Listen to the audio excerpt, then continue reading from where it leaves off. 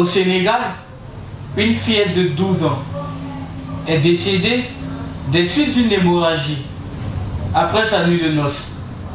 À 12 ans, elle a été mariée à son cousin de 35 ans. Et cette situation s'est passée en 2002. Aujourd'hui, de Djeneba à Fatou, de Fatou à Aminata, en 2019, les cas sont légion. Il y a donc urgence d'agir contre ces pratiques. Il y a donc urgence d'investir en la femme africaine. Parce que l'Afrique est la seule région du monde où les entrepreneurs sont des entrepreneuses. Nous ne devons pas réduire la femme à une dynamique de clochardisation, mais plutôt investir dans la promotion du genre. Mais pas une promotion qui serait s'inspirer de principes qu'on nous dicte, mais une promotion qui est réelle dans les politiques publiques, dans les ménages, par exemple, mais aussi dans ce qui fait la spécificité de nos mamans, qui arrivent très facilement à commercialiser les choses avec de l'inventivité.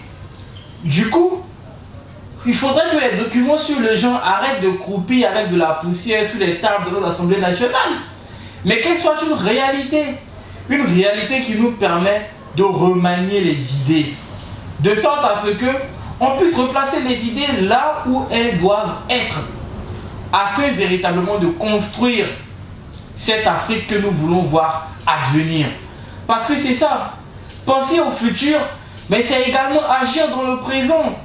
Parce qu'on ne peut pas être constamment plongé dans une dynamique futuriste en se disant que le développement est une dynamique providentielle. Oui, on pense à l'avenir. Oui, on est optimiste. C'est pour ça que nous avons choisi ce terme. Ce n'est pas un slogan, c'est un concept, un état de conscience qui va avec des valeurs et des principes que sont la bienveillance, la participation active, le patriotisme, l'amitié entre les peuples, aider son prochain. Aux esprits friands de scepticisme et d'esthétisme, l'optimisme est un état de conscience. C'est ce que nous voulons construire. Sinon, ce sont ces valeurs que nous voulons utiliser pour irriguer la société.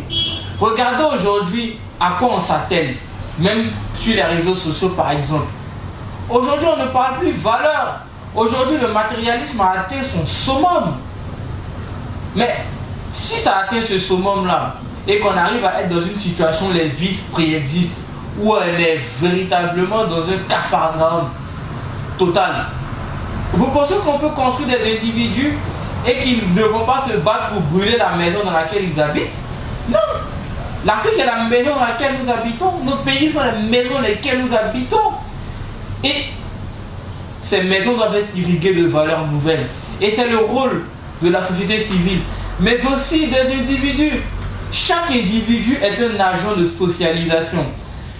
N'attendons pas seulement l'État ou encore les associations pour que l'individu lui-même se rende compte de sa spécificité, de son rôle de citoyen, de son rôle de sensibilisateur, de son rôle d'éveil qu'il peut jouer. Chaque individu est un acteur de sensibilisation. Même lorsque nous retournons dans nos contrées en ruralité, en vacances pour certains jeunes, on peut donner des conseils à nos parents, leur dire ah voilà, surtout sur certaines pratiques comme le mariage forcé que j'ai énoncé, mais il y a plusieurs autres pratiques.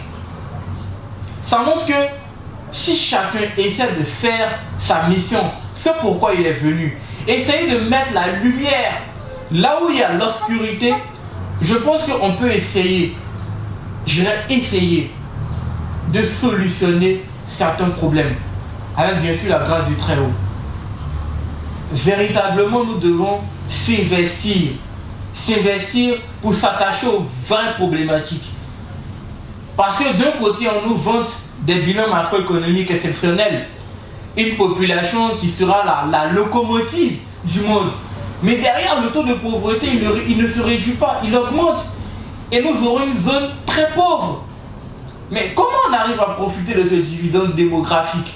À un moment ou à un autre, il faut comprendre qu'on n'est pas seulement des personnes qui sont tournées forcément dans les nuages, mais qui dès maintenant traduit l'urgence du moment. L'urgence du moment. Et qui doit se retranscrire dans les politiques publiques et dans les actions des uns et des autres. Ce message s'adresse donc aux citoyens, à l'Africain, à l'individu, mais aussi à nos gouvernants. Parce qu'il ne faudrait pas se voiler la face. Nos dirigeants post-indépendance ont échoué dans leur manière d'administrer le leadership.